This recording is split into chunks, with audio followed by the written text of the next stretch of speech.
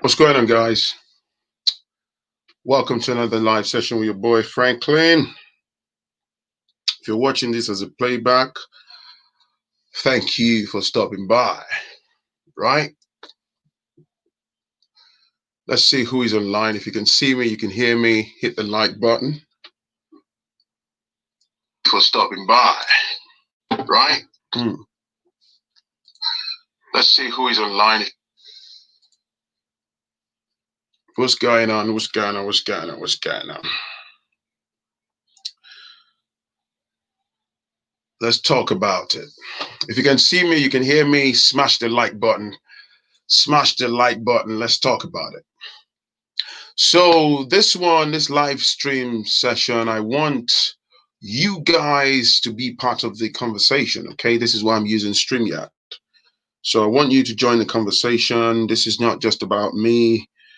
What's up? What's up? What's up, people? What's up, everybody? What's up? So I'm going to put up the link now. If you want to join, I want people to join the conversation. We talk constructively and Liyomi Jegede, what's going on, brother? What's going on, everybody? If you want to join the conversation, I want to hear from people. Please, let me just say respectfully, no, profanities. Let's talk constructively as grown-ups, okay? We are all connected to these, particularly if you're Nigerian, Anyways, this topic needs no introduction, all right? So basically, for the purposes of, for the benefit of those that are maybe not Nigerians that are watching this and you support my channel, thank you. So the SARS movement is basically about a certain department of the Nigerian police who have, they were formed a while back to take care of armed robbery and very serious, matters like that. But unfortunately, like every other, type of similar handlings across Nigeria, it turned out to be an abuse of power. They used their position to utterly, unbelievably violate the citizens of Nigeria, extorting them, using flagrant reasons to stop them. If you have an iPhone, they can pull you over. You're young, your early 20s or even a late teenager with dreadlocks. You're wearing jeans with cuts in them. They can pull you up and just drum up charges on the spot, label you as a criminal without any evidence, with no basis, and they get rough handled. And in the extreme cases, countless number of innocent Nigerian citizens, unfortunately, have had their lives claimed by these people that I call charlatans. And it's absolutely gut-wrenching. It's heartbreaking that would carry on top of every other failings and stuff. If you can see me, you can hear me, please smash the like button. Smash the like button. I'm going to post the links again if you want to join the conversation. What's up, Gina? What's up, everybody? T. Kelly. Just, hit on the like button. Let's talk, man. This is not just, for me talking at you or, discussing with you. I want people to be part of this conversation. So please feel free. We're not going to take too long on this, but I want people to be part of this whole thing. So anyway, they've been obliterating the citizens, unlawfully. It's basically, as far as I'm concerned, that department is filled to the brim with thugs who unfortunately have access to ammunition, and they just keep on violating people. In fact, interestingly, when all these protest movements started a few days ago, there was a lady that sent me an email who said a couple of years ago, when she went back home to Nigeria on holiday, herself, mom, and two other siblings, dad's late, passed on here in the UK. So they went home and they went for Christmas celebration, as you do, and said suddenly they were turning their car into their uncle's estate, who was their host, right? The uncle sent a driver to pick them up from the Murtala Mohammed Airport in Lagos, right? And he was taking them to their uncle's. He has a massive 7-bedroom duplex. So they were going to stay with him all through their time in Lagos, right? And he said these so-called SARS officials were coming out of the estate, and then suddenly they just double-crossed, their car, and quite aggressively, and then mom started panicking and stuff like that. And you can imagine seeing men looking all sweaty and murky, not an ounce of professionalism, brandishing guns that have been engaged that could go off, in a millionth of a second, and that could claim anyone's life. So I can understand, and said, oh, everyone in the park, they dragged the driver out and all that, and said, oh, he said her younger brother was sat in front of the 4x4, right? It was a Lexus 4x4, and he was on his iPhone, probably texting or surfing the web or something. And then they tried to get their hands on him. So her younger brother, who grew up here in England, sort of got in a scuffle with the guy that, don't touch me. Why are you dragging me for? So give me your phone. Give me your phone. You're a Yahoo boy. For the purposes of clarity, when you're called a Yahoo boy, it's basically someone who dabbles into internet fraud, right? So, and their mom jumped out. You can imagine this is meant to be a secured estate, but I think they were coming from a different address. These people are barely landed in Nigeria, barely less than 2 hours, just got picked up from the airport, and her younger brother. So all hell broke loose. But so fortunately, the driver was able to quickly get on the phone and call their uncle who lives in the estate. He's a reputable person. So he jumped out of the house, ran down. So when they spotted him, I think one of the hoodlums, the so-called SARS people, kind of know who that man is. And then, they were like, boss, oh, sorry, boss. Oh, we didn't know this. And it was a major argument. That why did you put your hand on and they lied that the boy looked like someone they were looking for, which is absolute nonsense. So you can imagine if that young boy and his sister who sent me this email were by themselves in a car just driving, they would have rough handled them. And if you get in a scuffle with them, it could ultimately claim your life. They would extort them. They would hijack the iPhone. Like, I've got an iPhone 11, right? These in Nigerian currency would go for about 600,000, 700,000 naira, which is a whole chunk of money. So if they find a youngin, using a phone like this, they seek to take advantage. There are a few things that I want to address, but I just want to form a sort of like a background into, for the purposes of those that are non-Nigerians, and speculation. Some people have emailed me asking, Phrankleen, what's going on? They're being followed thanks to Instagram and Twitter, Facebook, and all that, but people still ask questions. So the citizens of the country have had enough.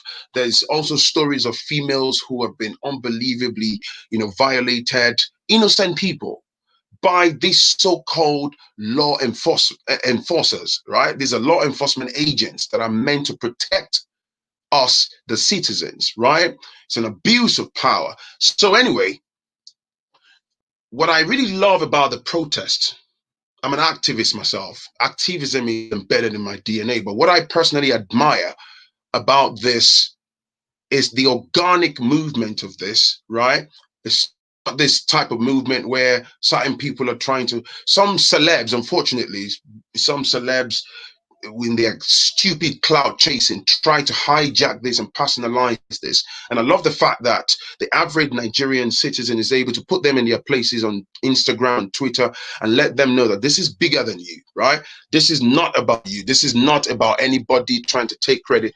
This is about us as a unit of people, right? And what's beautiful is there are some celebs like Falls the Bad Guy, Mr. Macaroni, and some very, very, selfless individuals who are fantastic people, have used their voices and platforms to help drive the organic movement. And then yesterday, the government made a move and said the SARS department has now been collapsed. Now, this gave birth to this, which I see as a chess move. But before I say anything, let me bring someone on and see what they say. Ike. Hello? Ike has disappeared. So, whilst we're waiting, if you want to join the conversation, click on the link. There's something I want to read out. So, these are the five major points from yesterday, the government's announcement about disbanding the SARS department. It said they talked about the immediate release of all arrested protesters, which is what people demanded. Fair enough. So justice for all deceased. No, this one is what people demanded. They're talking about justice for all deceased, victims of police brutality and appropriate compensation for their families, setting up an independent body to oversee the investigation and prosecution of all reports of police misconduct. In line with the new Police Act, psychological evaluation and retraining to be confirmed by an independent body of all disbanded SARS officers before they can be redeployed, increase police salaries so they are adequately compensated. Let me bring on Peter first of all. Hi, Peter. Hello, how are you? I'm all right. What's going on, bro? Enjoying your show. Peter calling from Texas. Yeah. I just wanted to say that watching the unfolding events in Nigeria so far, it's not really about SARS. If you look at it, it's an accumulation of the frustrations because there are many people coming with different agendas. You're breaking up, bro. Huh? Can you hear me now? Yeah, go on, bro. Go on.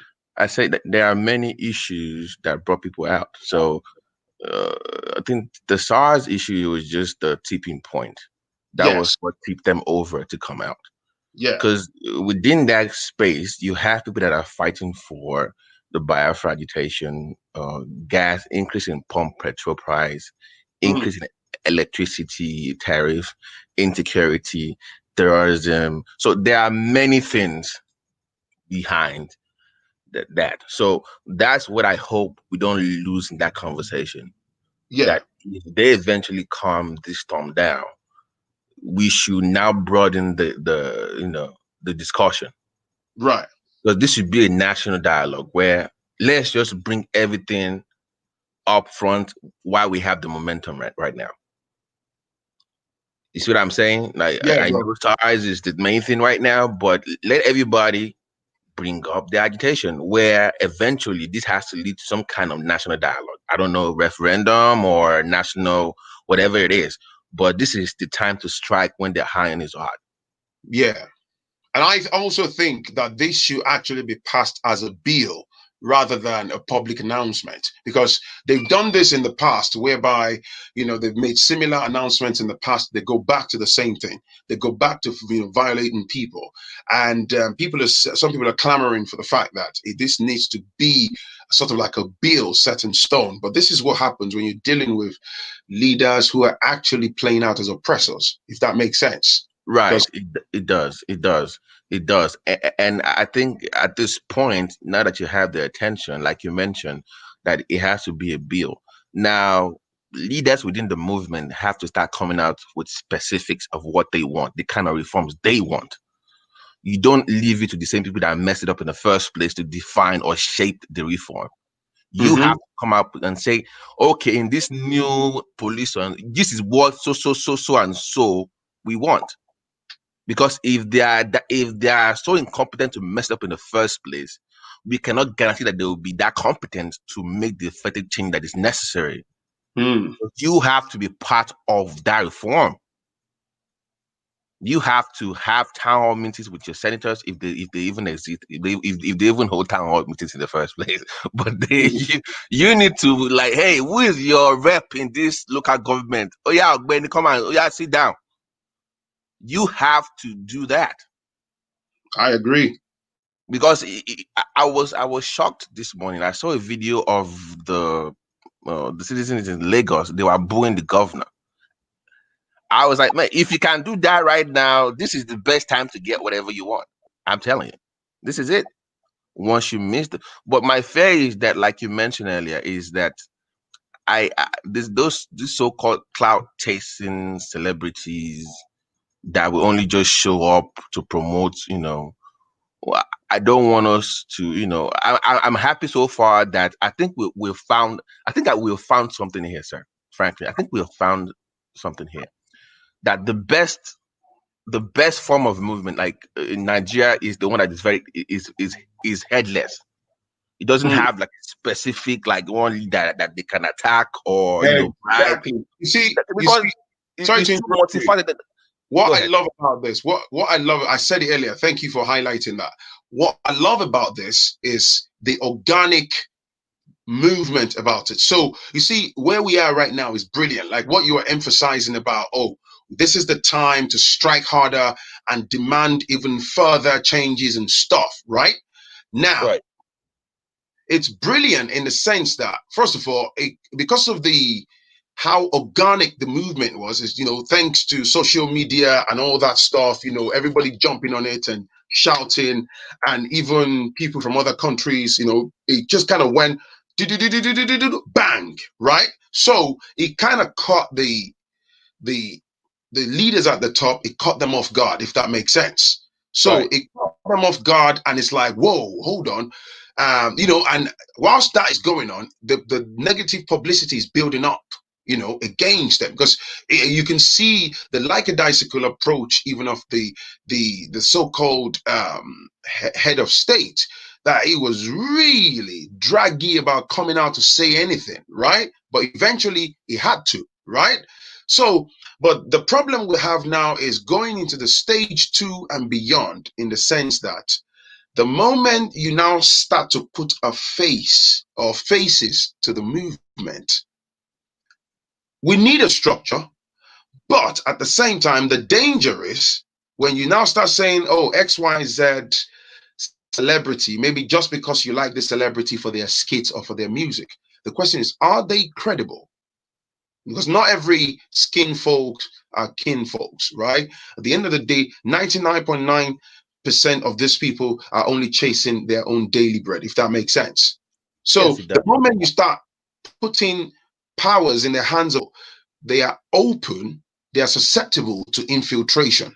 They can sell you out. This is exactly what happened to the Black Lives Matter movement in America. When Black Lives Matter, when they coined that phrase, Black Lives Matter, when it started organically, right? It Right. was organic. The movement, which is pure and simply, even a 5-year-old can decipher and know exactly what it's about. The name speaks for itself. It started, if you go and look at when it started, Black Lives Matter, internet, and stuff, everything is moving. The people at the top, they know exactly where this is going. They know how this would devastate, you know, the white supremacist, framework. What did they do? They hijacked it aggressively.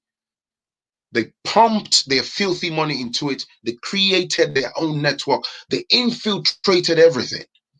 That's Okay. why the whole concept of BLM has pretty much been hijacked Okay. So, question, with Franklin. heavy money behind it. Oh, So, question, Franklin. sorry, Let me ask you. Let me ask you. Question, Franklin. go on. So I think what you're getting now is momentum, because that's Yes, that's the next thing now. How do you sustain the momentum throughout the phases? Maybe it's 4 or 5 phases, whatever. How do you think that the momentum can be sustained while maintaining that faithlessness at the same time, but yet sticking to the issue without deviating? it's hard, bro, because you see the way the human mind works and the human behavioral pattern. You see, when something, it's like a video that goes viral on YouTube. You didn't plan it, right? The algorithm, Right. something connected the dots, people's behavioral pattern kind of connected, everybody's sharing it, and it just goes bang.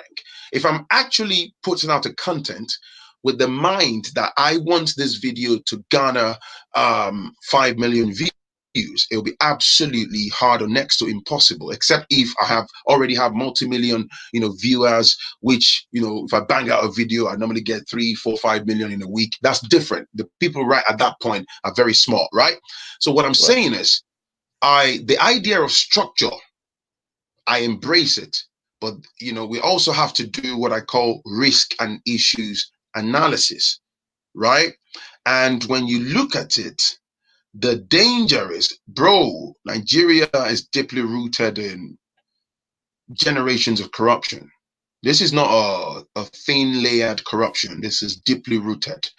And people that you might even perceive as credible, you and I might look at, this guy is solid, right? At the appearance of a couple of brown envelopes, and if it's in dollars or pounds, they will bend their integrity and sell you out.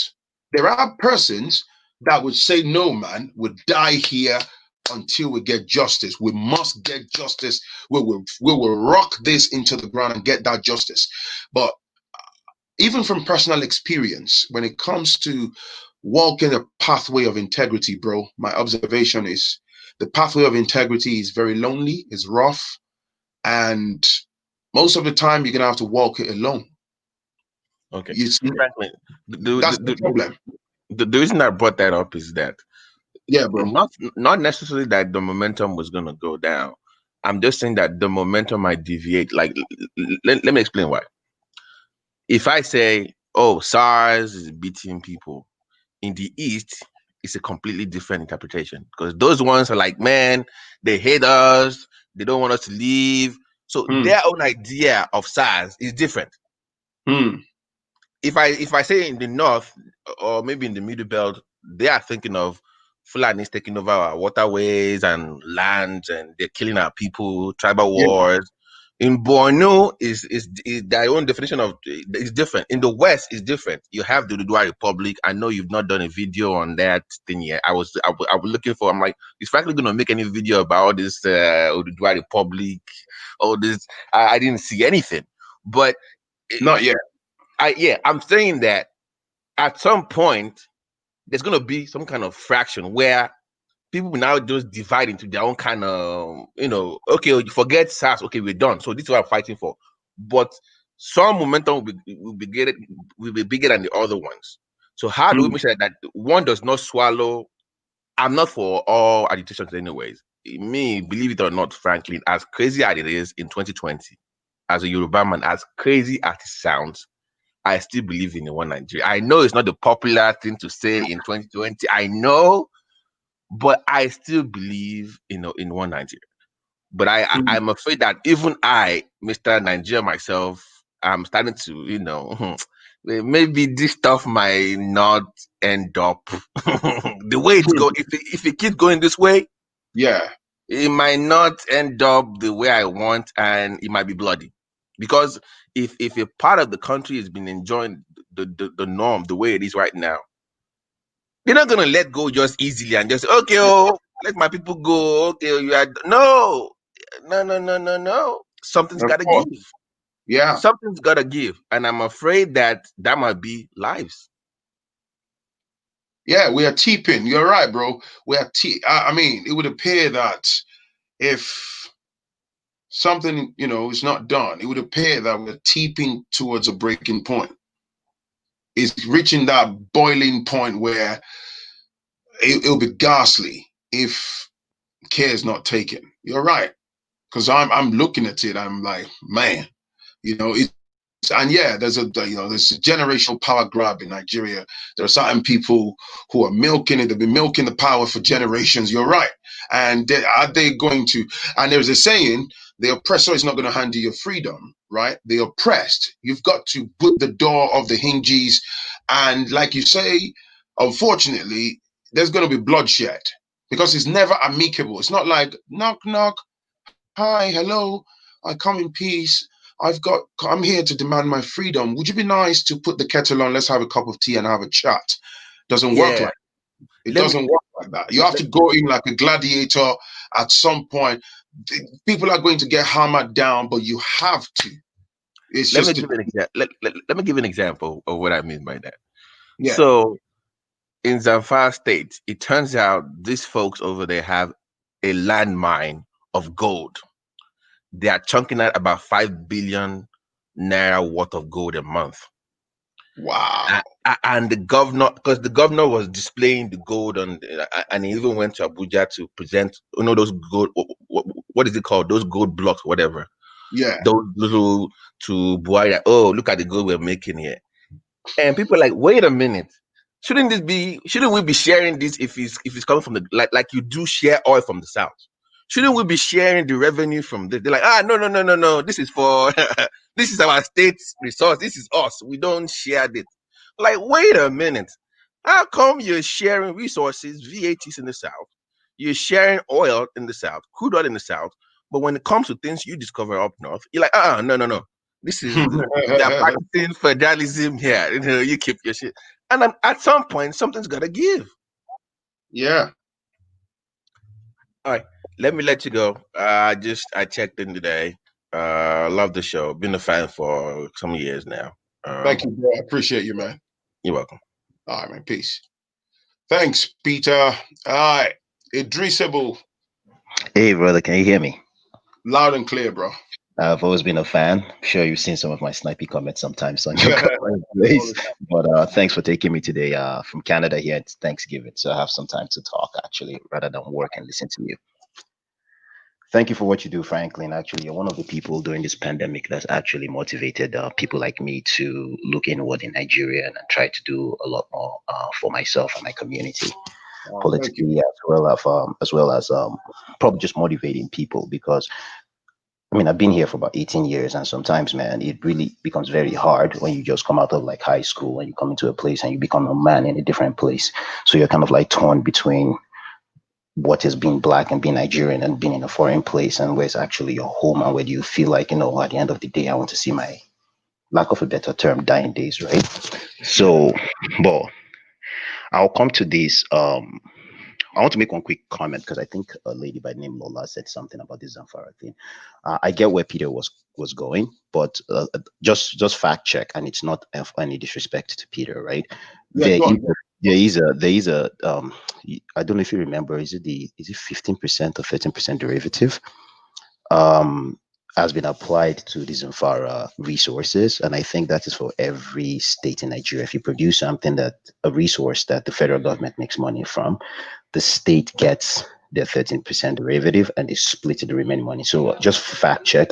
Because what I learned a lot, even listening to you and Woody Meyer, has been like, we are very uninformed about our own selves and our own people. And sometimes we do say things with good intentions, but most times it actually comes across a little tribalistic, or, kind of like in one camp, in the other camp. So everything he said, I was following like top notch. It's just that one part, so that we don't get into, trenching. Bro, look, man, this is one of the things that I admire, even as a guy who runs this platform.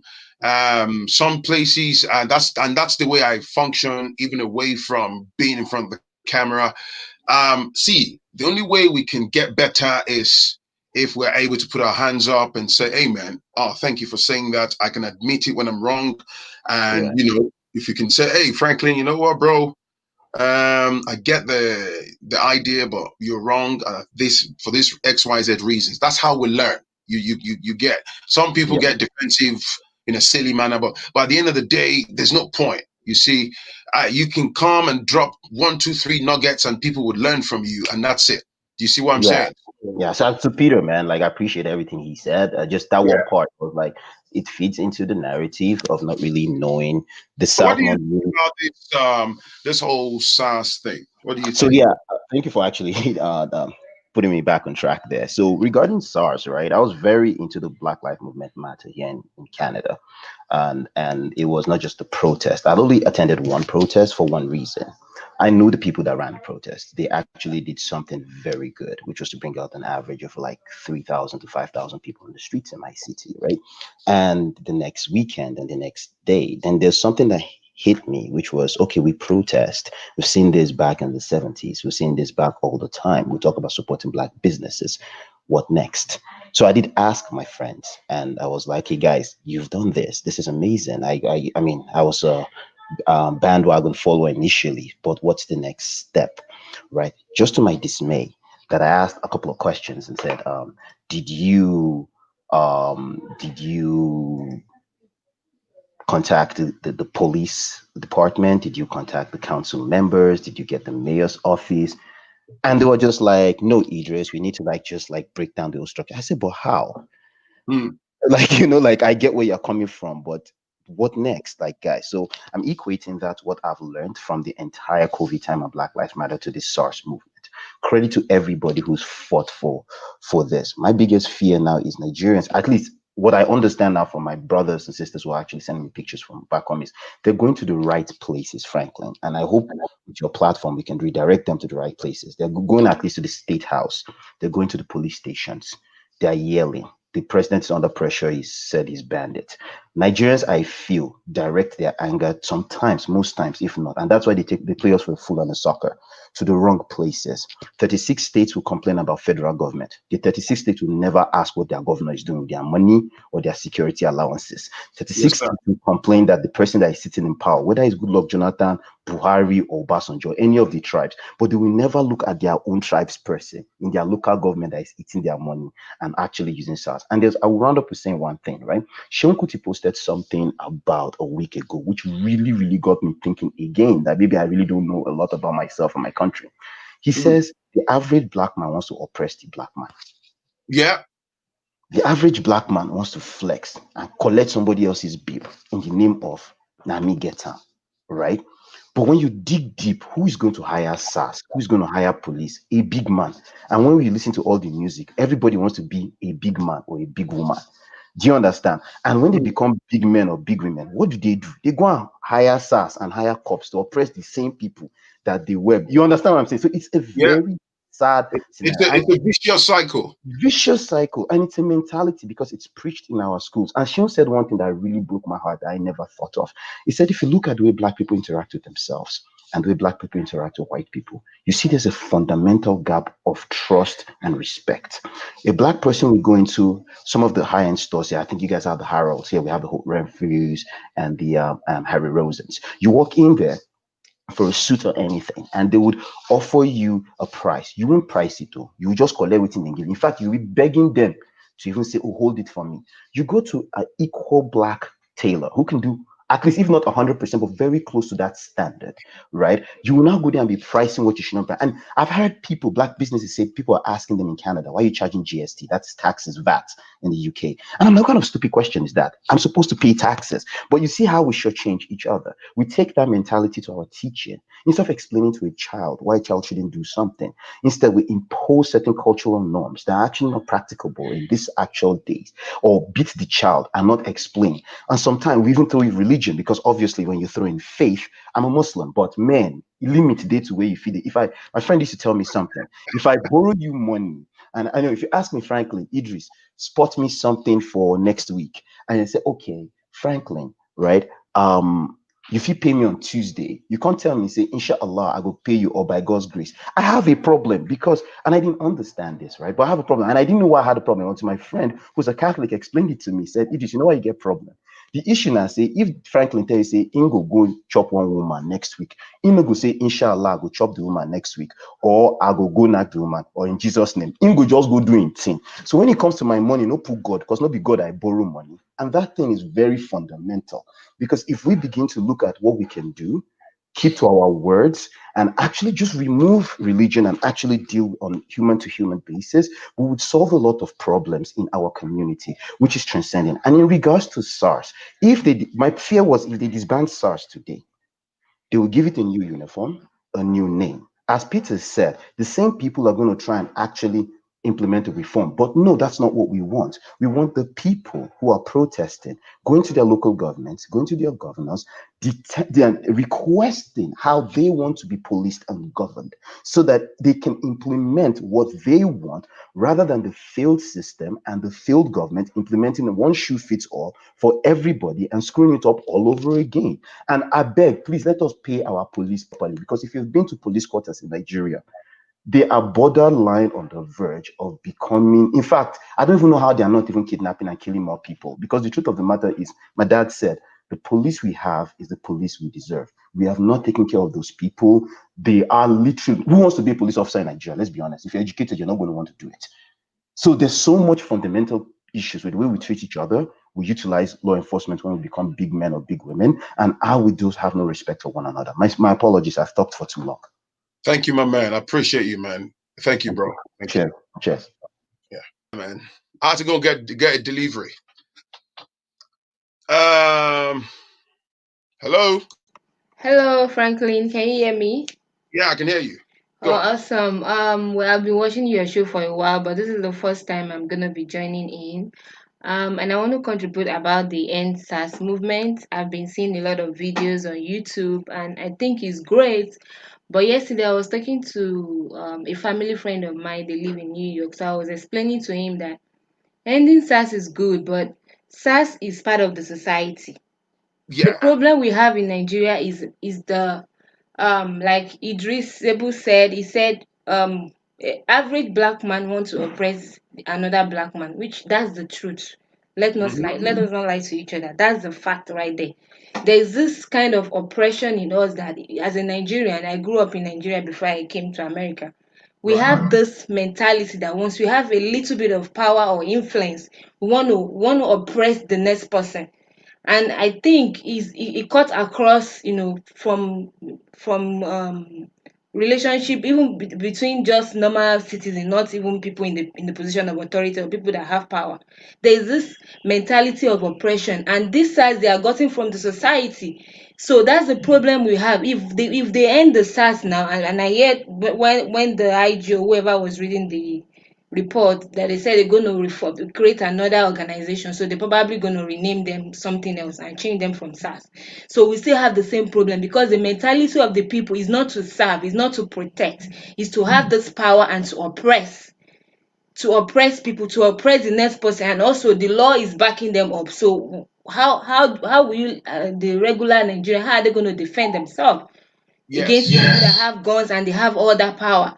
So it's the mentality, because I was talking to my sister a few weeks ago. She's in Nigeria. I was telling her that if we switch roles and we bring everybody in Nigeria to America and everybody in America to Nigeria, give America 1 year, it will turn to Nigeria the way Nigeria is now. It's because it's the mentality that we have.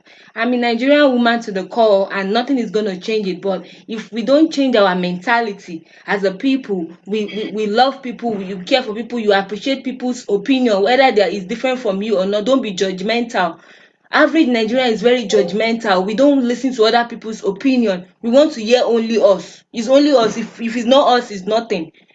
So, and I think that's the problem we have. If this NSAS is going to work, there are certain things that they need to put in place. The people need to change the way we relate with each other, and the police need to be reformed. They need more funding. Come on now, if you go to a regular police station, they don't even there's no lights. Can I say something? Can I say something? Yes. In addition to that, and Okay. everybody has been saying the police need to be paid more money, right? Yes. Now, I am not refuting that fact, okay? Okay. But if I tie that, what I'm about to say now, into what you said not too long ago, there is, you see, apart from talking generally as blacks, I'm a black man, a Ghanaian person is black, a Ugandan person is black. There are certain habits that are unique to Nigerians. Yeah. In our behavioral pattern. Okay. Now you can look at this and say, this is a chronic Nigerian person. You dig. So you see, I have seen some things on personal observation in the whole Nigerian structure needs a massive reset. Yep. Because you're talking of a deeply rooted culture of corruption here. Now, if we look at the police officers, of course, we can say, as law enforcement agents, they should have reasonable benefits, health care, because why? They are in the front line. They could get killed. Their lives could get cut short. They are protecting us. I get that. And I would argue their rights, that they should be paid, meaningfully, and take good pay packs home to their families and stuff. But let's put that on the shelf. Once upon a time, right? I remember when I went to Nigeria a while back, and a friend of mine who is into like major construction, projects, that they were getting contracts from the government and all that. Yeah, his older brother, not him directly. There were top project managers, top, people that when you look at their wages in naira and you convert it to your dollars in the States or pounds here in the UK, most people in the UK or in the US can only dream of taking on such monies on a monthly basis. There are people that you find in some positions, right? They earn 1.5 million naira a month. They earn 2 million naira a month, right? With benefits. Yeah.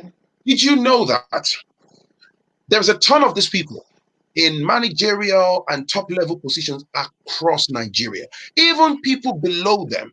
What I'm saying is, you see these people that they have official cars, they have drivers, wardrobe allowances, and blah, blah, blah. And on top of that, you, the regular person, if you come under their spotlight, it doesn't matter how much you've delivered on a project, it doesn't matter how positively you've contributed to the process, they will grind you to the ground, they will frustrate you just because they want a cut from what you've been paid. And if you don't give them a cut, they will sabotage you, they will ruin you. And in fact, if you go crying to your family members or even to some people, they'll say, come on, man, that's Nigeria, that's normal. Exactly. In fact, your friend that you are crying to would extract from the moment you're crying, would extract the fact that, so you got multi-million naira project and you didn't let me You know. didn't let me know. Where's my own share? They will ignore your tears and they instantly want a cut. A cut. If they can't get anything from you, they'll say serves you right. Yeah, that's the problem. I was telling my sister too that that's the mentality. Everybody, permit me to use this Yoruba, everybody just want to jagba, obtain, looking for people to obtain. This is why. That's why I always say something. It's not particularly difficult. All these so-called celebrities, right? That's why I don't believe in all those types. You don't even have to be their friend on a personal level to know. You see, first of all, I'm not here asking anybody to throw their daily bread down the drain. Of course. Because in fairness, a lot of these so-called celebs, this is how they earn their living. They are the brand. They work with organizations to get their checks and pay for their staff and live their personal lives. I respect that. But a lot of them, it's like I'm smiling at you, I'm laughing with you, I'm pretending, doing everything I can to fool you just because I want you on my side. That's why if you look at the whole End Sars movement that went viral and stuff, a lot of them are quiet. In fact, and the End Sars movement, I think it's been a while. It's been around for some years now. I'm just surprised why everybody's shouting this year. Now watch this. Now, I can hear myself in the background. Can you mute? I don't know. Maybe that's the TV. No, that's. Can you still hear yourself? No, not anymore. Okay. So anyway, as I was saying, some even attempted to hijack it, to make it about themselves. There's this habit of, hey, look at me, I'm trying to help that person, I'm trying to help the movement, and that's where you talk about the clout chasing and all that. Again, all of these things that social media is allowing us to see is a deeply ingrained culture, toxic culture in our system. So sometimes, as much as we talk about bad governance, we the people, what I normally say to people, you know what? Even a 5-year-old knows that the government have their plethora of problems. Let's put the government on the shelf for a moment. Let's talk about you and I. Exactly. Exactly. I agree. Can I trust you to do a £1,000 business with you? Yeah, without charging me more than I'm supposed to pay. Yeah. Can you trust me to say, oh, Phrankleen, you're going to Nigeria, you're taking these goods, when you sell it and you get the money, please put my profit in my bank account. Exactly. As simple as that. As that. Will I be noble enough to Mm-hmm. do the right thing and just put your maybe your £700 share of the business or your £1,000 share of the business and just Mm-hmm. put it in the bank account, rather than we bring in a profit of £2,000 and I'm already orchestrating Thinking. Mm-hmm. of running away with the Getting more. entire money. Mm-hmm. So whilst it's, yes, we're meant to hold the government responsible for their maybe catastrophic failings or for their refusal to do the right thing, but like these End Sars movement, everybody's latching onto that bandwagon. Like I said, Yeah. on a man to man, or woman to woman level, How do we relate with each other? how do we Yeah. relate with each other? Thank you. What you said now made me remember something before I sign off. I contacted a lawyer in Nigeria to help me get some papers together. First Mm, of all, I know that the money that he charged me is not that expensive, but because right? I'm not in Nigeria, so I don't have choice, and I don't want any of my family member to do it. So I Yeah. paid him. He told me, oh, this is the amount, and I paid him everything. So he put the document together.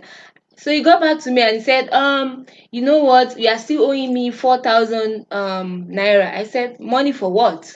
He said, and so I now said, you know what? The money that you sent to me, I calculated it. You even made a mistake. I did the calculation and I sent exact amount to you. Mm. I said, you know what? I'm money drained right now. Me, I didn't even respond to him. I did not respond. I said, just please give the document to my mother. That was it. That was the end of our conversation. It's not that 4,000 naira that I can't give him, but that thing just came to me that it's just this mentality of let me just get more. At that Yeah. opportunity that I have, let me get more than I'm supposed to. Why? Why? And it's like that across the board, all over the place. Even your family, you can't even tell them to do something for you without No, having headache. no. They want to obtain and take from you. They are thieving crooks. A lot of them, man. A It's lot. just terrible. It's So this is terrible. why. This is why when we talk about government this, government that, Mm-hmm. I always say, you know what, man, leave the government on the Leave the ship. government alone. Yeah, let's talk about ourselves. You and I, unbeknown to us, we are a reflection of the Of the government. government, exactly. Just like the SARS too. The SARS, they are part of the society now. It's not that they brought them from another place or they shipped them from In another fact, country. in It's part fact, of Nigeria. somebody told me via email, right, that there are some Mm-hmm. people. Somebody told me in an email that there are people in Nigeria that actually cut deals with the SARS. Like there are people in Nigeria, Mm-hmm. that's how they make money. So I might live in let's say in this jurisdiction, this neighborhood, right? So all Mm-hmm. I'm doing is I'm just scouting around. Who's this guy that just bought a new car? Who's that young lady? Mm-hmm. So they will go and meet the person. Mm-hmm. Who's that guy with the latest Honda? Who's driving the 4x4? So I'm in the background. I've got my connect within the SARS, right? And I Mm-hmm. talk on the phone. So what they do is they show up guns blazing, right? They Mm-hmm. they pack them up, they confiscate their cars, their phones, their jewelries, their monies, and all that. They extort them at the cash points. They take money off them, and in the background, they cut me a slice. Because So let's say uh-uh. they've managed to confiscate everything they confiscated is worth about 8 or 9 million naira or 10 million naira. They might Mm-hmm. give me 2 mil. Yeah, that's what And they do. driving force for me to then start running framing fraud against a plethora of innocent And people. people. It's a vicious cycle that we, out of greed, self, we run against ourselves. Mm-hmm. And this thing with Nigerian mentality too. Sorry, I'm holding you up for too long. No, no, no, you're not. The Go on. thing is, they'll be like, if somebody steals something and maybe the money, like during hush puppy time, they say, but is it what about our government? So there's this idea of as long as you are not stealing more than the government or you are not stealing more than the other person, it's okay. I'm like, where does our integrity, hard work, our values, respect, where did all this value go to? I still believe in Exactly. hard work. I still believe in respect. I still believe in integrity. Where did all the things? Where are they? I just feel bad for the generation coming up after us because everything is just all over the place. It's just terrible. Yeah. So that's I just said I should Thank you, man. I add my appreciate it. 2 cents. Thank you very much. All right. Thank you. Right. And Morgan. Hello? Hello? Morgan Cougar. Hello? Can't hear you. Try again, Morgan. So, this is what I'm trying to say, right? This is my take. Before, if you want to join the conversation or have something to say, click on that link. So, this is how I see it, right? If I think it's just a game of chess for the government, okay? They were forced into a tight corner. Their hands were forced, and they've basically taken the labeling of those SARS people. There is no accountability. There's no prosecution. There is nothing like that. They've not outlined what they're going to do to those people who have been violating innocent citizens or even obliterated the lives of innocent people. No prosecutions brought against them. Bear in mind all of the offending charlatans within the SARS, disbanded SARS system. They enjoy protection that filters down from above. Do you get what I'm saying? So it's like a major slap. So if they don't restructure even the actual policing system, upholding fundamental human rights, whereby if a police officer is able to just in a broad daylight grab somebody's shirt on the road and they have the audacity to be able to drag you into a vehicle, and with their chest they can blatantly kidnap people with no repercussions, like costing them their jobs, their wages and things like that, then we're in for a bigger problem, right? If you want to join the conversation. So this is what I was saying. People are talking about the police need to be paid more money. Yes, but more money is not going to solve the problem. Somebody was talking online about, if I'm a police officer and I see somebody using an iPhone, I will feel bad. I will feel bad, and I would also want to use my position to try to confiscate. And I'm like, what kind of deeply rooted foolishness is this? It's like me saying, because I can see somebody driving a Ferrari or a Lamborghini, right? And because I haven't got a Ferrari or Lamborghini type of money, and then I managed to convince myself that it's justifiable for me to go and smash the screen of their car or try to steal it off them or beat them up. You see how that sounds? So, man, the problem is accountability. These leaders are unbelievably insulated at the top. They are insulated. There is no accountability. That's why this, when people say, how do we solve, Idris Elba said, Phrankleen, I like this. How do we solve this thing? I like this movement. I keep saying, I love this, the organic movement. See, I have said it before, similar things in the past. The only way is if we unite as a people and we demand from the government. Unfortunately, when you have a movement like this, the truth is it will unfortunately claim the lives, of certain people. However organized we are, it tends to happen. In the line of duty, in the front line, some of our comrades will unfortunately drop off when you're demanding justice and you're pushing a leader. Thank you for the super chat. When you're pushing and stuff like that. But the only way is for us to demand and keep on demanding. The only thing I'm going to carry on hammering on is for people to be careful, not to be gullible. Don't use celebrity title. Don't replace integrity with the title of a celebrity. Because somebody is your favorite musician, right, does not mean the person is a man or woman of integrity. Absolutely not. So because somebody, people have to be tried and tested, you have to be careful. But people, you dump integrity into their hands. I mean, not integrity, responsibility, I was going to say, forgive me. yeah, the movement should continue. I agree, but people have got to be very, very careful, man. You know, we want a way out. We want changes, and I agree. There was a protest here in the UK. I saw the likes of Kid and so many other popular faces. Burna Boy has a billboard, and I admire and I respect that. Who am I to actually condemn anyone? It's not about condemning anybody, but I also know too well that, especially when you're demanding equity, you know, you're demanding justice and all that. One of the very common global strategy of governments is to look at a movement, and their strategists go back to the drawing board and they look at how they can infiltrate that movement and sabotage it. That's there. And in trying to sabotage it, because the government, they always fundamentally have bottomless pockets when it comes to resources. The government is not limited to like an individual. The government is actually funded by the citizens, right?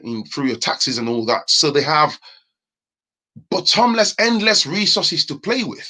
They do.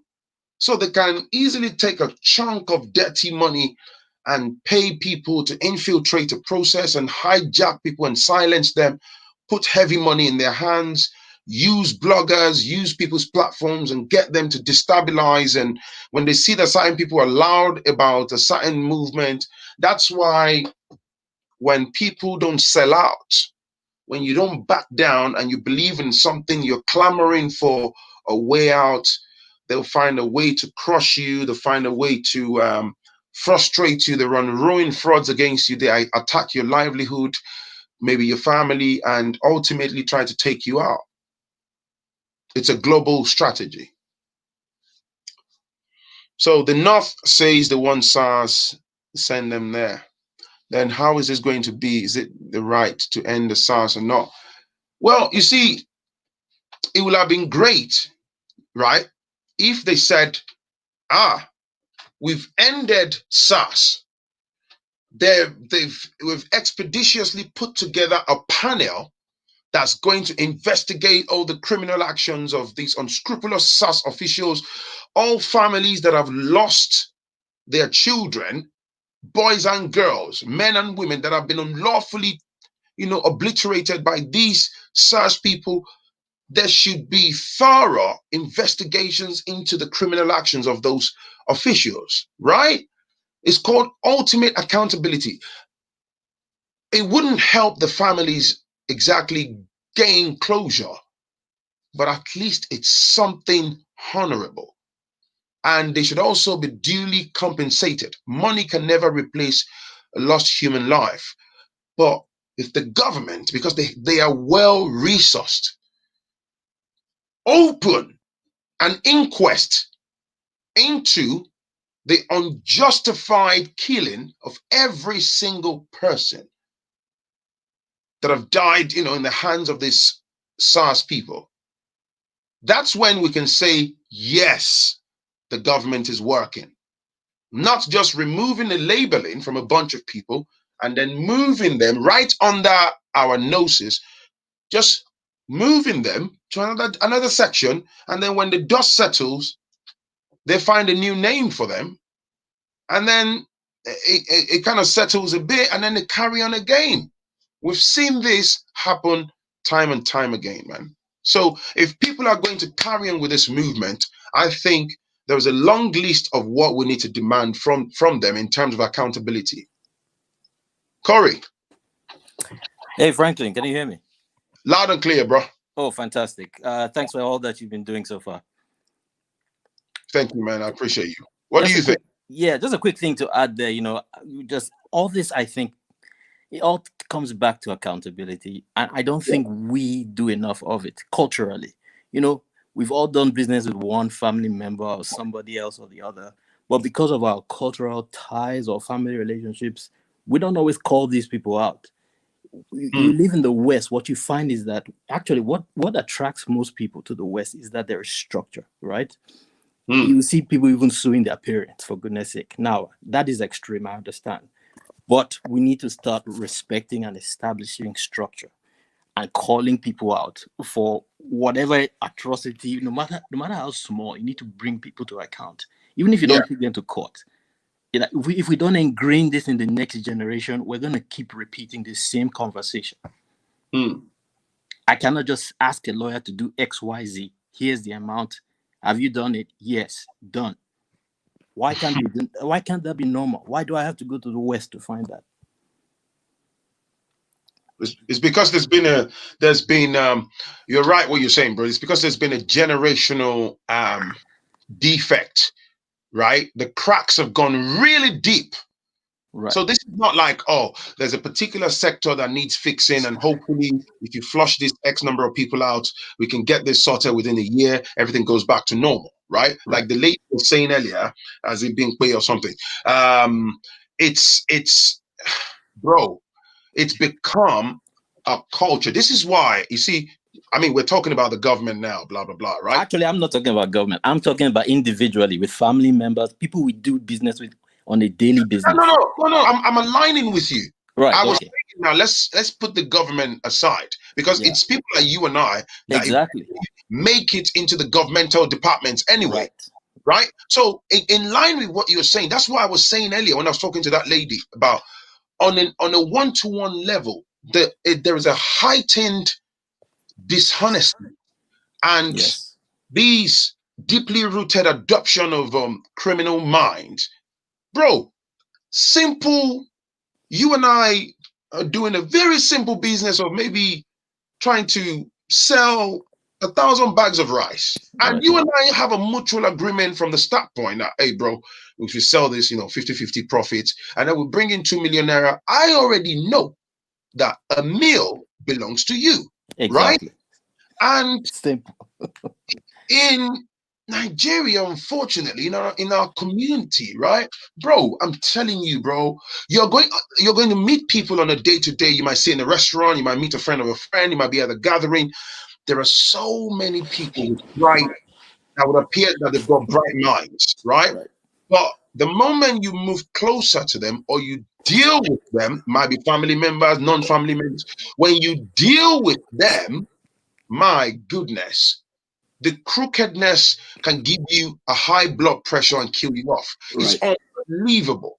Like, why can't you just do business? Bang, bang, get your cut. Everybody's happy. Keep it moving.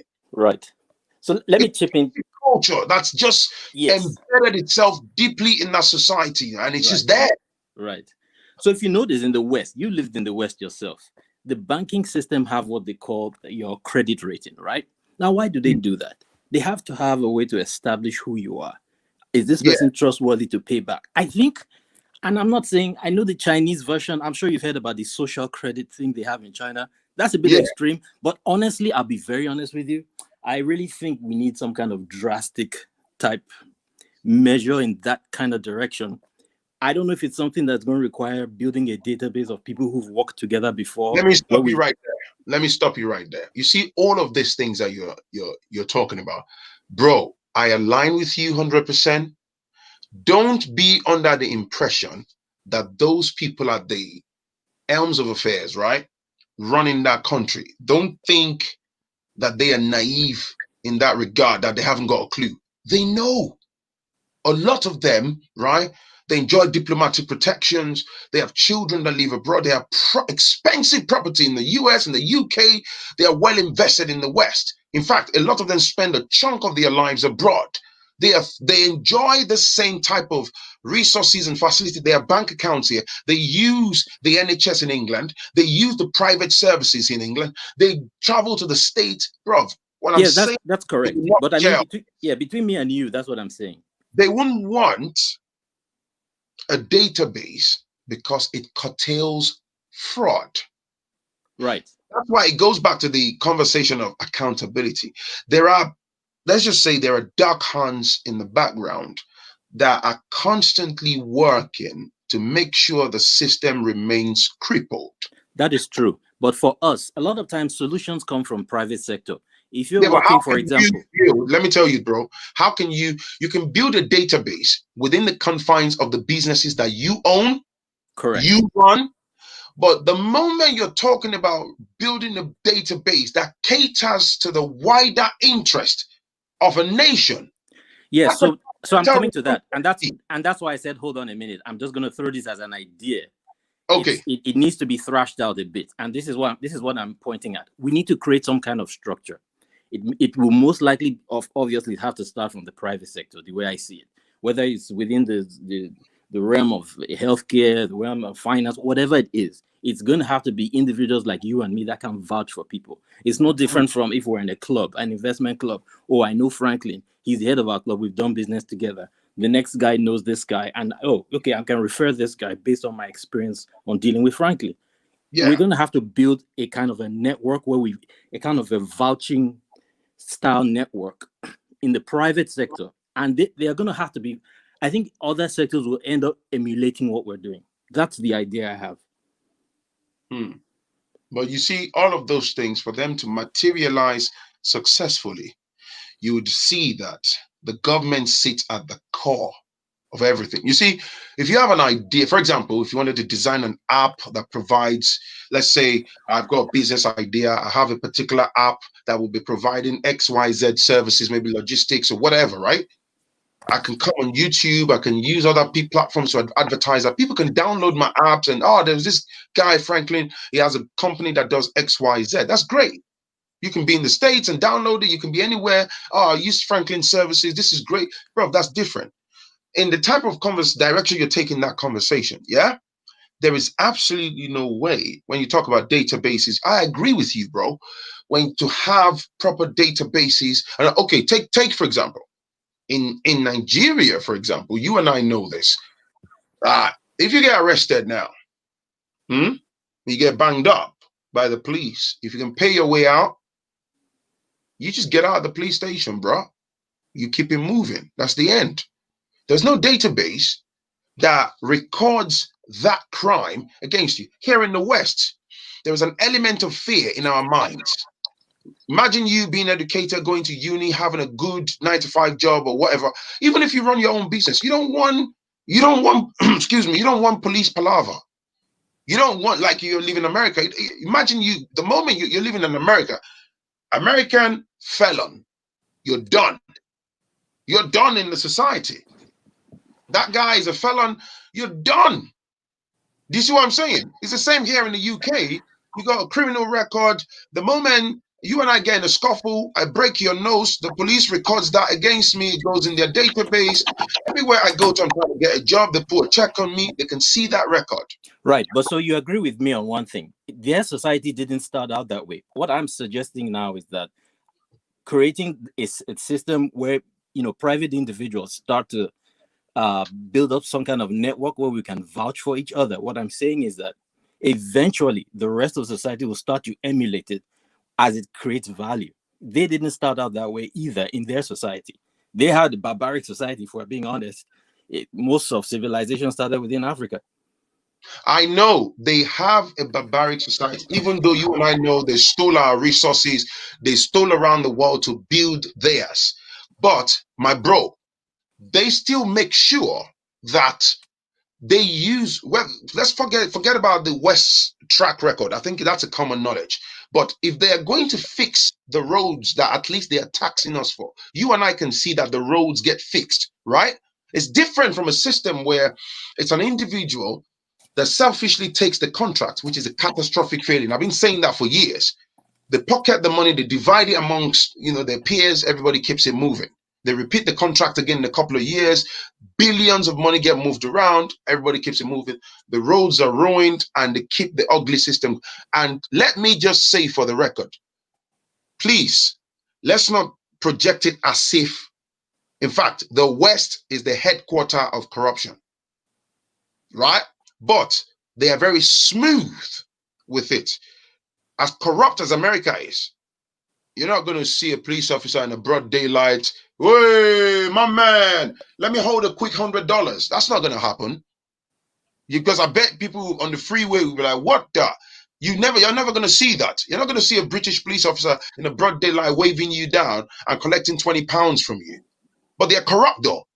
They are absolutely rotten as well. So I'm just trying to make it, clear in the sense that, but there's a governmental structure in the sense that the local government, which is our local councils and stuff, they are in charge of making sure, you know, if the roads in my jurisdiction need fixing, the local council will fix it. If that area needs fixing, there is, like you rightly said, there is accountability. On the moment you say private sector, when you use the word private, you are already limited from the jump. There is only so far you can go. Public sector is that right. is true, but let me give you. So this is how I'm looking at it. Okay, so are you suggesting that there's no way I can eventually trust to do business with you, for example? I mean, at some point we have to have a solution that we're aiming towards, right? I have to have a system. I have to have some way or some network that vouches for who you are so that I can do business. We can't stop doing business with each other. No, I agree. I agree, bro. Please don't get me wrong. To have a system that can say to vouch and stuff on a private level, fair enough. But only so much people will buy into that. For example, what's the premise behind platforms like LinkedIn? Right? LinkedIn claims to be a professional platform, you know, where people can you project your professional profile and your CV electronically, and businesses, organizations can go on there and see you. Most people, when you go for job interviews, they ask you, are you on LinkedIn and stuff? Do you know what? There's no rule in law that says I have to be on LinkedIn. There are people that don't have LinkedIn profiles, but because LinkedIn has gone viral globally, people use it anyway. Every Tom, Dick, and Harry is on LinkedIn trying to project themselves as some kind of professional. But Right. what I'm saying is, you can do that. You can achieve your aim in terms of, okay, if you're dealing with me, maybe I'm part of your network. So, Phrankleen, you know, to do business within our portal, our network, you know, we have to have like a profile on you and see who you are and what you're bringing to the table. Are you credible? X, Y, Z. I agree. But I'm talking about the wider scope of running a nation. Right. There's got to be a governmental involvement, a structure backed by the government. I hear you. And again, I'm referring to what you said. The government is us. We are the ones electing ourselves, people we know, into position. And I'm saying a lot of these changes they have to start from somewhere. And eventually, we are private sector, I believe, because I think that's where the best incentive is to get people to actually take this seriously, because we have to do business with each other. It has to start from somewhere, and I think eventually it will grow and people will be forced to emulate it because they're going to have to do business with somebody. Capital is going to have to come from somewhere. Like somebody said, look at what I pinned on the screen. There's too much cash in Africa. Everybody wants cash. You see what I've spotted on a personal level, like for example, in line with what you're saying, there's a trend. There is a trend where people people with mindset like you and I, people are setting up businesses now and they're going cashless, right? Part of that is to protect their business, to make sure employees are not infiltrating their business and hijacking money, because most businesses in Nigeria, whereby you're dealing with bulk of cash on a daily basis, is susceptible to frauds and, you know, theft and stuff like that. Now, even at that, the government find ways, right, to cripple the process. For example, in Nigeria, if you go to where you obtain passports, for example, go to most passport offices in Nigeria, bro, man, it's like as much as I hate to say, I've got to say it like it is, man.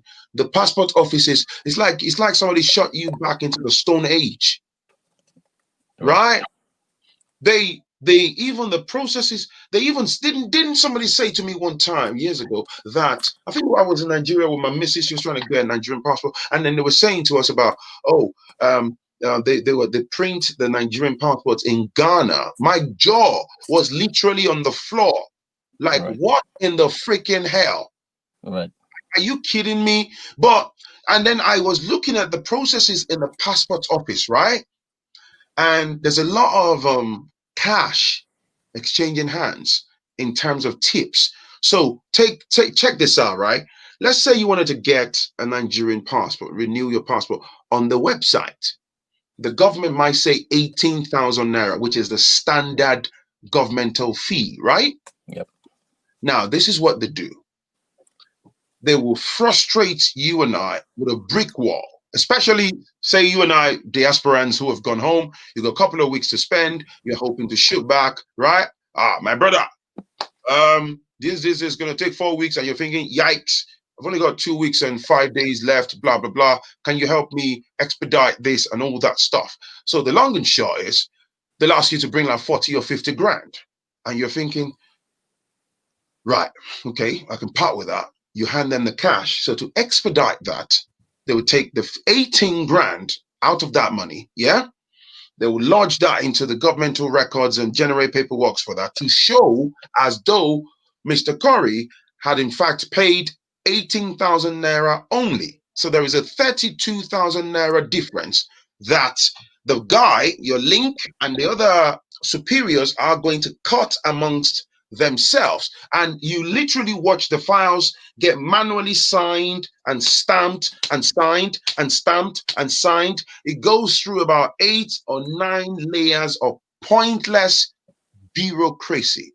This is an unbelievable enabler of fraud and extension, and they love it that way. If you have the audacity to go there to question that process, bruv, some of these people are unbelievably aggressive that they go from 0 to 60 and they would think of taking you out.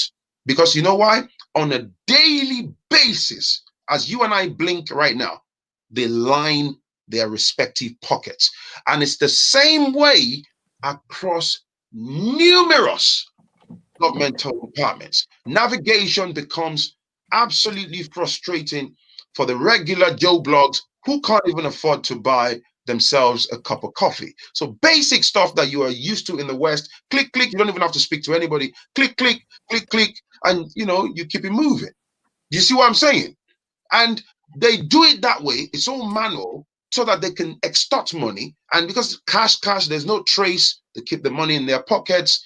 And that's how they keep it going. So when you now go, you're trained in the West, you're educated. Oh, you've gone to a top university in the West. You've worked for top level companies. I've got IT background. I'm blowing all the grammar in the world. Sir, did you know we can have a database to protect the blah, blah, blah of the citizens? This is the benefit. They'll just look at you like, yeah, that's fine. I don't expect everyone to come along. I expect there's going to be crime in every country. What I'm saying is, at some point, we have to work on this issue of accountability somehow. If you can't force it, you're going to have to develop some financial system where everybody is forced into it. Otherwise, we're going to keep talking about this in your grandchildren's generation. Facts. That's all I'm saying. Facts. This is why I'm saying the movement has got to carry on, like you rightly said, and we have to make demands for governmental reforms. Because, see, I suppose everything you've said, you are absolutely right, bro. But the only fundamental flaw is, you see, you're looking at it as, oh, we've got to, yeah, it's not a bad idea. But, bro, the government sits on bottomless resources. Right. Even you, as an individual, if you win the lottery tonight, you have $200 million to yourself. The government of your country have ultimate ability to deplete your funds. Right. And because they have way more than that. Yes, that's true. That is true. But again, I would still like to emphasize that the government is us. What we tolerate now culturally is what is carried on into government, twofold, threefold, whatever you want to call it. If we keep accepting the worst, then that's the government we're going to have. No, that's why the movement to effect change, is we have to go and demand. Correct. So this movement that started with the SARS and stuff, just like previous callers had said, we have to demand and boot the door off the hinges because you are dealing with people.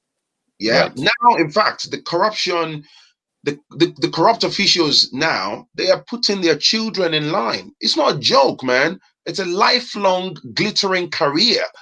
They're not ready to just say, oh, the citizens are not happy. Let's step down. Let's change our ways. They will use the military. They will use the police. It's systemic, it's systematic. It's deeply rooted. They will obliterate anybody that dares try to pull them down. So it's very, like, look at the likes of this guy, Showore, for example, right? I'm not going deep into the Sowore story, but you get the idea. Yes. He tried to contest for presidency. He lost. They rigged the whole thing. We know the story. Usual stuff. And of course, he was pained, very rightly so. He started speaking and all that. I'm not saying don't speak. I'm a fighter myself by nature. Look at what they did to him. They had to do that deliberately, lock him up and all that. To scare you. Used that as a form of intimidation frauds against other citizens to send message psychologically and say, hey, you see that? Any one of you dare try to step out of line, we will crush you, right? So what that does is there is multi-millions of people watching, and fear trickles down into the mind. And that's what we must not allow. And that destroys the mindset, and that makes people cave in and carry on aligning with, the governmental oppressions. Even though it leaves an ugly taste in our mouths, it crushes lives and destinies. This is why I keep saying all of these actions are intentional. Look at the blatant illegality of governmental departments against Sowore. Now, I don't know Sowore on a personal level. I'm not his friend, even though I align with, his ideas and some of his submissions, and some I didn't really like and stuff. But I agree with his battle, his desires for the collective Nigeria and all that stuff. But you're up against a mob. You're up against people that hide behind deeply rooted pillars, man. It's, to be able to have that desired shift in paradigm, bro, we are going to need gazillion of people behind Sowore. So what was missing in that equation is, if there was a national movement at the time, like uprising, they would have flung him out of the cell within 2 days. They would have shut down the court cases. They would have backed up like, whoa, holy moly. We didn't see this coming. This was what happened with this movement, right? It was organic. When people started talking about it, End Sars, they must have been looking at social media and thinking, nah, no, just one of their little noises on social media. And then it caught fire and it went bang, right? And then it gone bang, not just locally, it starts to spread internationally. And they know what the repercussion is. The oppressors hate negative publicity. That's why now, as we speak, if you look at the movement on social media, regular people that are not on the payroll of the elites, they come after your social media platforms. They will use all these big brands to try to curtail you, to remove posts or delete your platforms. And it's basically because if you got dirt on them, or you say something that exposes them, puts them on the negative spotlight, it ruins them. So they would rather use their force to boom, silence you. It's all well and good that I'm on YouTube, I'm talking to you now, we're talking about pressing matters. If I wake up tomorrow morning, not because I'm afraid, bro, I wish I had my own platform that's similar to YouTube. Because my G, you think you know Phrankleen, you don't know me, man. I want to talk in a completely unfiltered manner. If I bang out some things on this platform, don't be surprised, even if I have 1 million subscribers. If I wake up tomorrow morning, they can shut down my YouTube account. This is not because I've broken the law, because it poses a catastrophic level of threat. Right. But dark hands in the background. Right. So I hear you on that. So, but you see what I was saying? What was the difference between what happened with Sowore and people's reaction with SARS now? Why? It's because people are directly affected, right? Any random citizen can get pulled over, shot, whatever. You see what I'm saying? It all boils down to how is your daily life affected? With Sowore, yeah, we all felt bad about it, but we're not directly affected. We could still go to the store, go to work, do whatever we need to do. When you're in a position of danger and of risk, that's when people start to respond. I agree with you. I agree with you, man. Thank you, bro. Let me Thank you so much. Yeah. I appreciate you, bro. Thank you. Yeah. Continue the good work you're doing. I really like, you have no on the idea how much you've influenced us to actually do the right thing. And I mean, I will never, when I hear you, I don't get jaded about how Nigeria can be. I always want to do more. So please continue, brother. And I really, really. Thank you, man. So, thank you, bro. Let me say one more thing, right? And then we wrap up. Thank you for everyone that's contributed. I appreciate it. It's a wonderful session. It's great. This conversation can never end here. I just wanted to bring something on that people can jump in and have a chat and contribute. See, I want to end on this note. Look, man, I am thoroughly aware of what goes on ground in Nigeria, the sufferings of the average Nigeria and stuff. So I want to use this avenue to drop something and I'll close off on this. I tell the average Nigerian, look, man, you can talk about 1,001 things that's wrong with the Nigerian governing system, the leaders and all that stuff. I appreciate that. I don't care how long you've lived in the West for. If you have a glittering career, you have a nice lifestyle, you're doing well for yourself, great stuff. But let me tell you something. I got news for you. Maybe not just Nigeria, you're from Ghana, you're from Uganda, you're from Zimbabwe, whatever. Any parts of the motherland. Look, man, I got news for you. It's all well and good that you may have your American passport, like I've got my British passport, like you've got your German passport, like you've got your Italian passport, and the list goes on, right? You know what the truth is?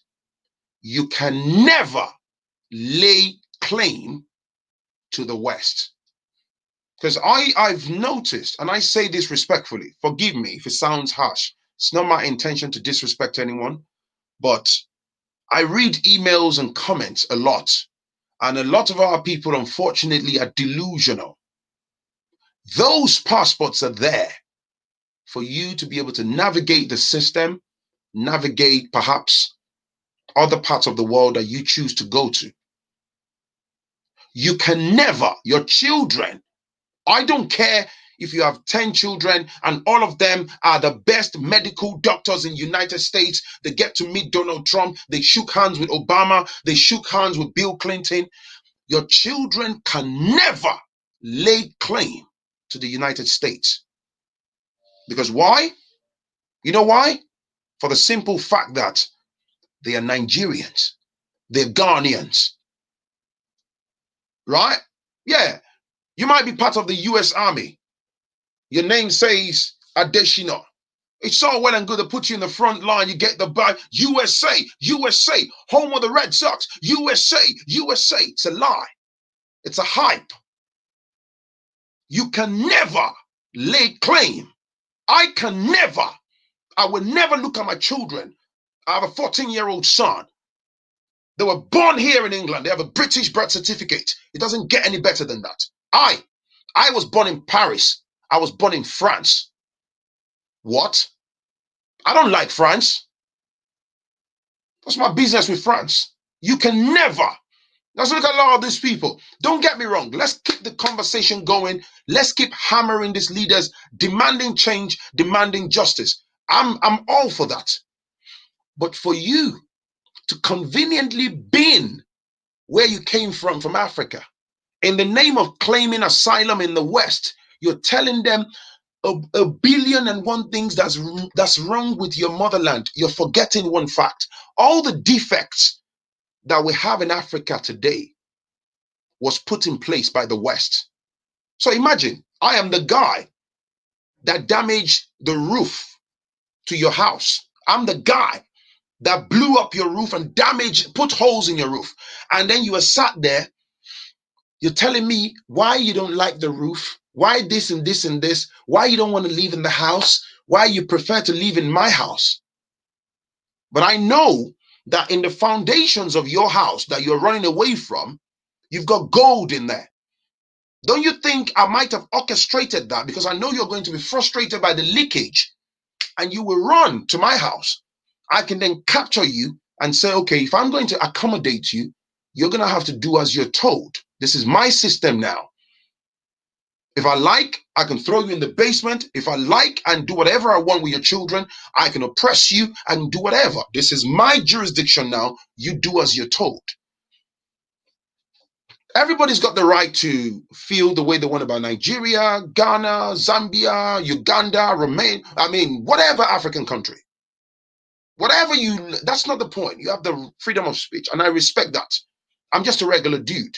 But please, let's stop being delusional. You can never, your children can never lay a claim to the West.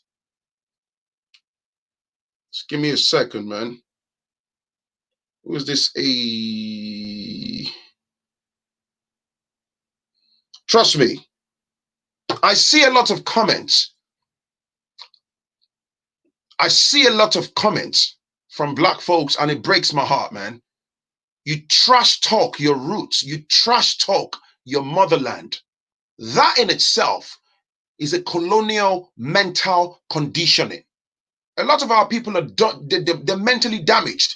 It's not until you're butt naked on the street and acting physically crazy and all that stuff. The mindset is warped. You sit here, you're flexing your muscles about England. I can't lay no bloody claim to England. Explain your bloodline to me. Who is your father? Who is your grandfather? Where did they come from? So you got a British passport. I'm in English now. I live in London. I work in the central part of London. Me. So I live in Kent. So I live in Manchester. I live in Leeds.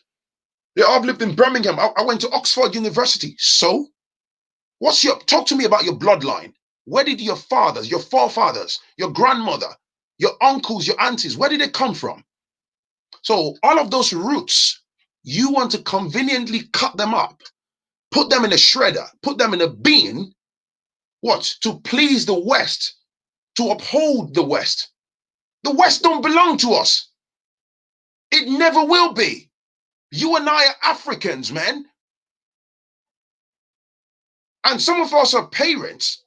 You take your children, you pound these lies into them, you force it down their lungs.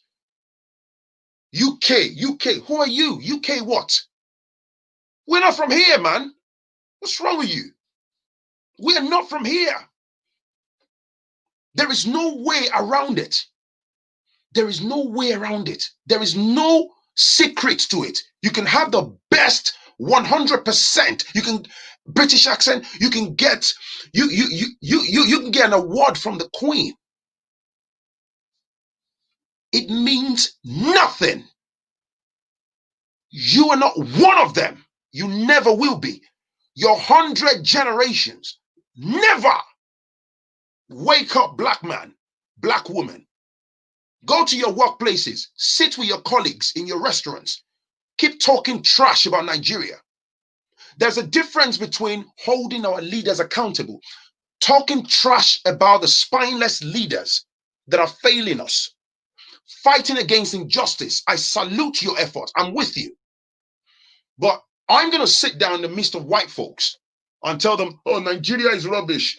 Edo State is rubbish. Ibadan is rubbish. What? What are you trying to achieve? No. What do you think that's going to do to the mindset of those people? You're sat with a bunch of Romanians. You're sat with a bunch of Irish people, a bunch of Englishmen. You're talking trash. What do you think they're going to do? What? No, I don't get the mindset. You work in the city of London, right? You go to your workplace in the name of applying for asylum. You talk nonsense about your country, your roots. Their forefathers, their bloodlines were the ones that obliterated, damaged, left colonial cracks in Africa. They killed, they maimed, they raped, they violated, they stole our artifacts. They're still bombarding us with racism on a daily basis. You black man, black woman, you take it upon yourself. You wake up every day. You desperately want to impress the white folks. There is nothing to be happy about, Nigeria. You're delusional, man. I'm not happy about the catastrophic failings back home, but I'm telling you, bro, put a gun to my head. I'd rather die a honorable man than bend over and sell out my roots. Never, never, never. For what? For pound sterling, for dollars in the white man's land. This is why I was talking to somebody a few days ago. I'm asking them, talk to me about your roots. Talk to me about your bloodline. Tani Babai, Tani Yae. Where do you come from? Yeah, I don't care. I've lived in England 30 years. Bro, your 30 years is just 30 years on paper. If you hailed from Anambra, you're from Anambra in Nigeria, be proud. If you're a Yoruba man, be proud. If you're an Igbo woman, be proud. Igbo Kwenu, be proud.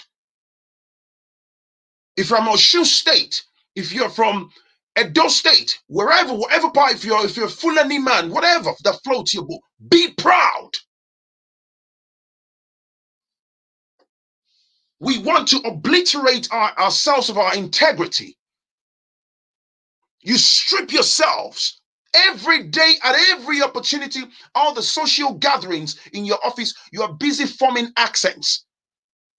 You're busy, you're desperately, you're looking for social climb. You're looking for social climb because of glittering jobs, for careers, because of peanuts, breadcrumbs, for fame. You diminish your actual roots. We are the first humans. We are the main humans. Imagine me standing with a bunch of white folks. This is not about racism. Me, me, Phrankleen, I stand with a white man and talk down my roots as a black man. You should be ashamed of yourself. Those people that send me emails, I wish I could put my hands on wrap around your skull and shake your brains because you're delusional. I feel sorry for you, man. I sit with a bunch of white folks and I trash talk my roots. If I'm hanging out with white folks, they better know who I am, because if you get out of line and you talk trash about Africa, I will put you on a grill. I will fry you up. Never do that.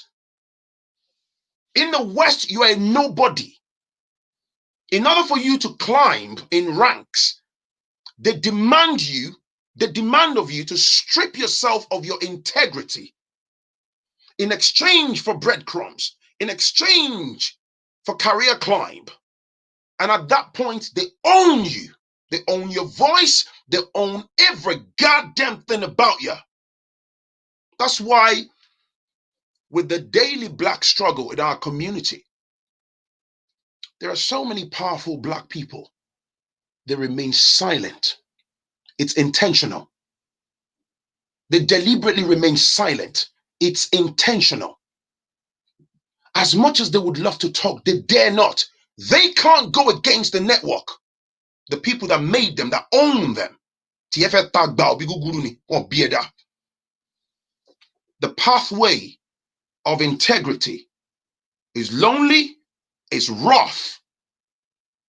People will call you names, even this is what I'm talking about, infighting amongst blacks. Ignore those stupid black folks that always have opinions. They are toxic. Some of them are plants. Some of them are even here watching this right now. I can spot them from miles away, man. They have baseless opinions. They are spineless charlatans. Not an ounce of integrity exists in them. They have nothing to bring to the goddamn table.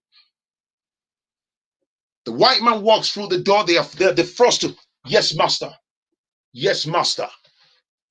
They are sellouts.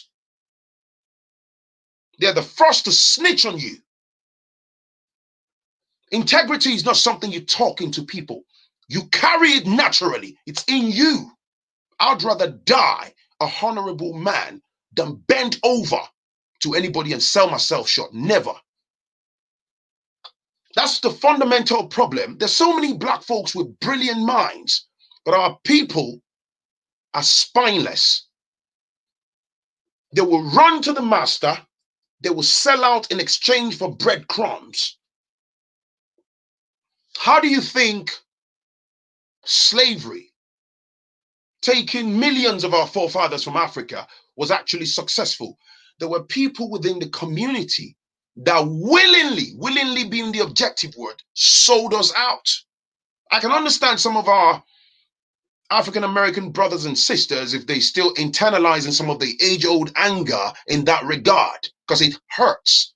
I can understand their concerns in that regard, that, you know, Africans, you know, some of you brothers or so, your, you know, your generational, your forefathers and stuff, they did this, they did X, Y, Z. I can understand.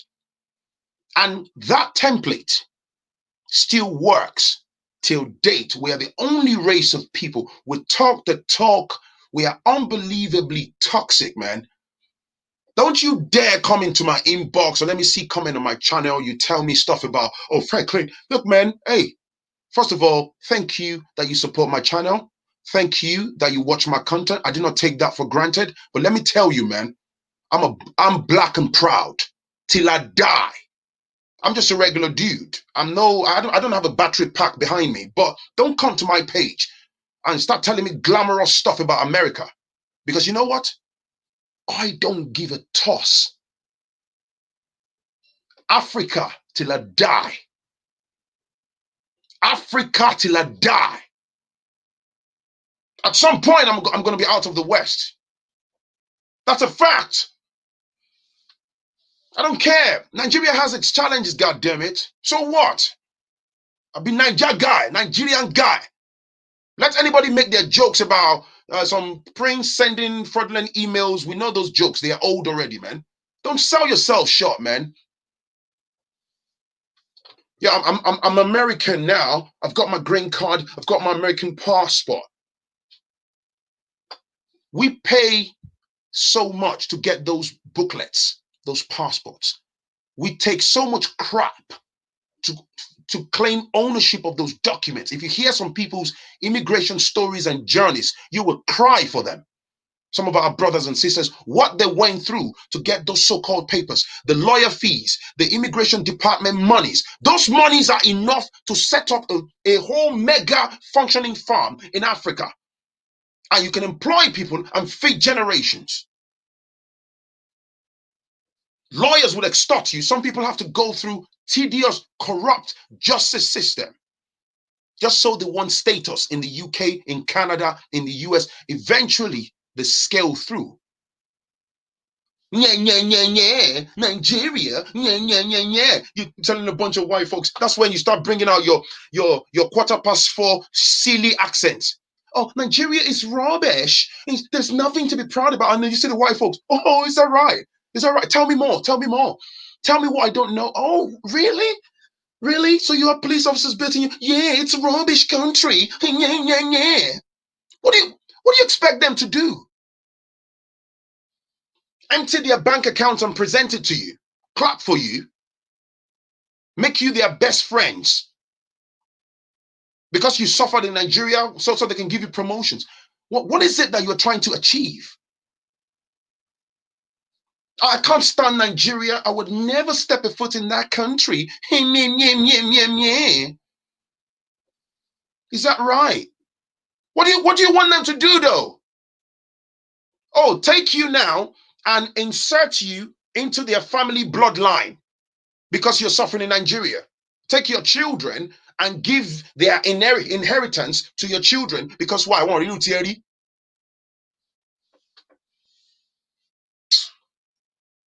Hey, yo, man. I'm black and proud, man. Forgive me if it was a bit of a rant. I've been internalizing this for a couple of weeks, man. But I love and respect you, man. Okay? Forgive me, man. I had to say that, man. Look, man, I love and respect my brothers and sisters. And let me tell you, man, look, let me tell you, when I say I am thoroughly aware of the struggles of my people, believe that, man, I am thoroughly aware of the struggles of my brothers and sisters. Don't sell yourself short, man. If you're that black brother in your little jurisdictions, your workplaces, Be black and proud, man. Speak with your chest. Don't bend over. Don't train your children to sell themselves short in exchange for breadcrumbs because you want to buy bloody property in Kent because you want to flex your muscles that you're working in the city of London. What's that got to do with the price of bread? Don't strip yourself of your integrity to please anyone. Don't talk trash. The motherland you're talking trash about, remember, your forefathers have died in the midst of those struggles, in the line of fire, in the line of oppression, black men and women that are basically being unaccounted for. Here you are, because you have a booklet in the West. I don't care what anybody says. It's a goddamn booklet. It doesn't govern my life. There's so many black brothers and sisters here in the West with British passports, with American citizenship, their green cards, their yellow cards, whatever cards, that are broke. They don't even have £1,000 to themselves. And it's even funny, our African American brothers and sisters are actually looking for a way out to get out of the States. They can claim pure citizenship.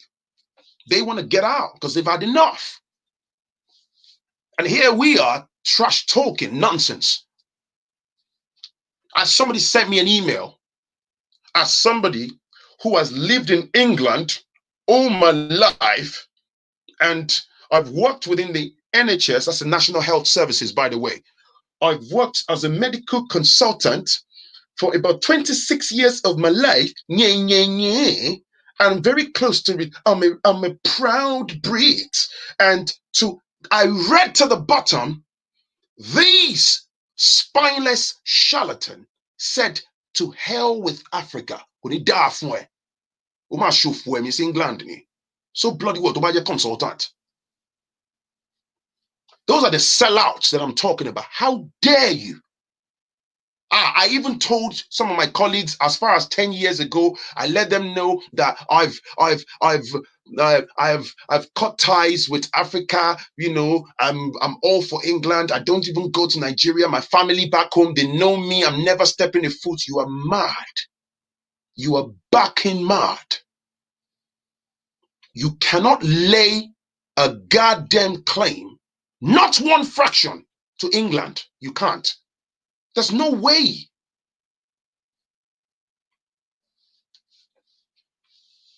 When you fraternize so you can move up in ranks, it's one of the greatest illusions.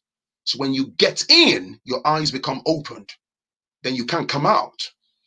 In the front end, unbeknown to the unsuspecting eyes, they see you as having a glittering career and stuff, and the wealth that you accumulate from the fraternities, you can't even help other people because you have to keep that wealth within the fraternity. I'm going deep. I'll leave it at that. I'll let you read between the lines. Anyways, that's me done. It's your boy Phrankleen. Thank you for the super chat, man. Thank you, man. Forgive the rant. I had to, I just had to go guns blazing on that one. I appreciate you. I appreciate you. Fred, thank you, man. Thank you. I got so much to say, man, but I've got to pull myself back at this point. All right. Black folks, they've been working on you and I for donkey years. You don't understand, man. That's why I always say the greatest weapon, forget about your qualifications. You got master's degree, you got PhD, all of that nonsense. Put that on the shelf. Your number one weapon is your mindset. When the mindset is ruined, everything else is secondary, man. You don't understand. Be proud of your roots. You can dislike a current government. You can dislike a set of failings. You can talk, we can challenge injustice, of course. Do you want me to begin to talk to you about the racism, injustice? My family, myself, my wife and children have been fighting in the goddamn justice system in England for close to 5 years.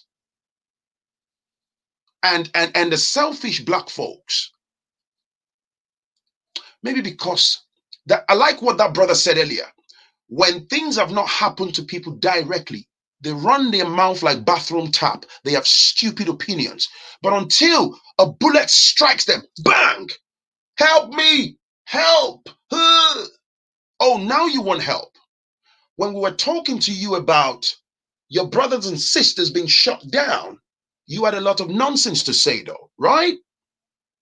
But when it hits them unexpectedly, they come back running. Then they want help. Black folks are unbelievably selfish. Again, it's intentional. It's deliberate. It's deliberate. That's why I'm saying the success behind this SARS movement was because of how organic, not one or two or three persons can lay a claim to it.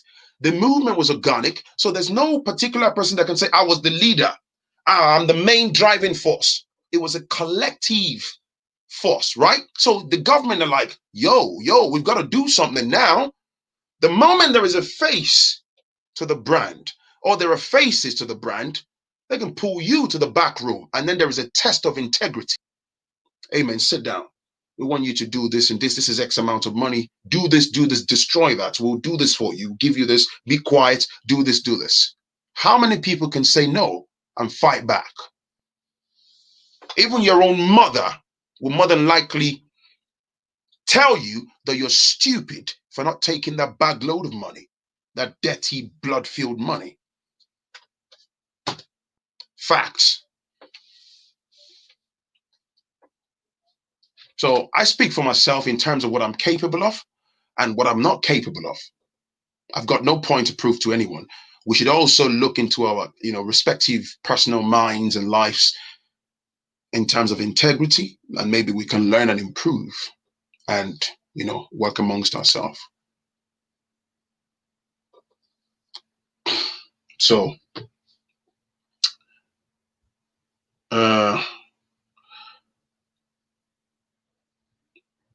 thank you, man. Thank you so much for listening. It's been 2 hours plus. It's an amazing session. I salute you, man, for your time, for your contributions. Everybody that said Idrisable and everybody being way, I appreciate everyone's contribution. Mr. Pirate's Brain, thank you for the super chat. It's your boy Phrankleen. I've managed to complete another self-imposed live session, and I hope you've had a good time. If you think I've been ranting, it comes from a place of passion. If I've come across a bit aggressive, forgive me. I'm not sorry for speaking my mind, but if it caught you off guard or you're watching me for the first time and you're thinking, why this dude, like this, come back next time. I'm sure it'd be a bit more refreshing, maybe, hopefully. But if you like what I'm about, don't forget to smash the like button, smash the subscribe button. If you still feel like supporting my channel, look at the bottom of the screen. There's a T-card. I've got Cash App there, # Phrankleen, or PayPal link, whatever. But if you don't, you're not obligated to. Like the video, please share, and I will definitely catch you in the next one. Salute. Black and proud, man. Niger for life. I'm out.